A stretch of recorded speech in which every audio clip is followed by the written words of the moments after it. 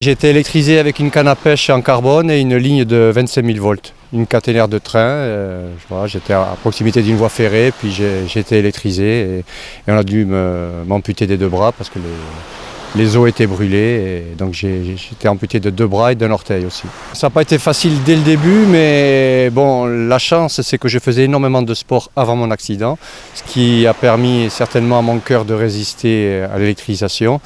Et après, petit à petit, j'ai repris le sport. J'ai commencé par la course à pied, que j'ai pratiqué pendant 20 ans après mon accident.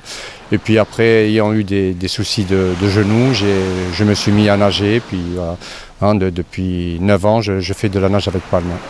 Au point qu'aujourd'hui, on vous a vu faire de nombreux défis sportifs, par exemple traverser le golfe d'Ajaccio à la nage.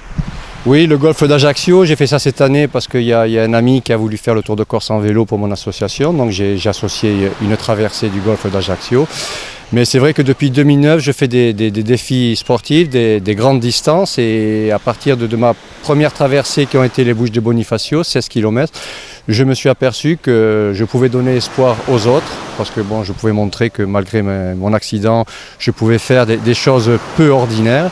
Et du coup, j'ai continué, puis j'ai fait des défis de plus en plus longs. Donc j'ai fait la double traversée des Bouches de Bonifacio en 2010. En 2013, j'ai fait Ajaccio-Propriano, 42 km. Et puis ma plus longue traversée, ça a été en 2012. J'ai fait l'île d'Elbe, les marines de Cisco. J'ai fait 60 km non-stop en 15 heures et 50 minutes.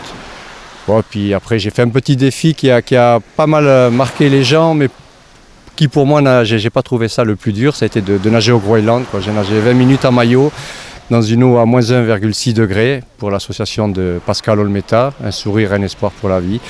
Voilà, donc j'essaie. Bon, après, j'ai traversé le lac Léman, cette année j'ai traversé le lac d'Annecy. Voilà, tous les ans, j'essaie de faire des petits défis pour faire connaître mon association, et avec mon association, ça me permet d'aider les personnes malades et handicapées par des dons ou des actions. À part ces défis sportifs, vous avez aussi participé au championnat de France en monopalme il n'y a pas longtemps. Oui, j'ai participé en 2016 au championnat de France en monopalme, et bon, cette année j'ai fait 3e en vétéran 3. Et en 2014, ma première année vétéran 3, j'avais fait champion de France avec les valides en monopalme. On va parler un peu de votre association, donc depuis quand elle existe, à quoi elle sert et comment vous gérez cela au quotidien. Mon association existe depuis 2012, c'est-à-dire qu'à partir de 2009, j'ai fait des défis sportifs pour d'autres associations. Donc en 2009, j'ai fait pour l'association de Franck Bruno, l'association Bout de Vie qui aide les personnes handicapées. En 2010, j'ai refait une traversée, l'aller-retour des Bouches de Bonifacio pour l'association de Franck Bruno.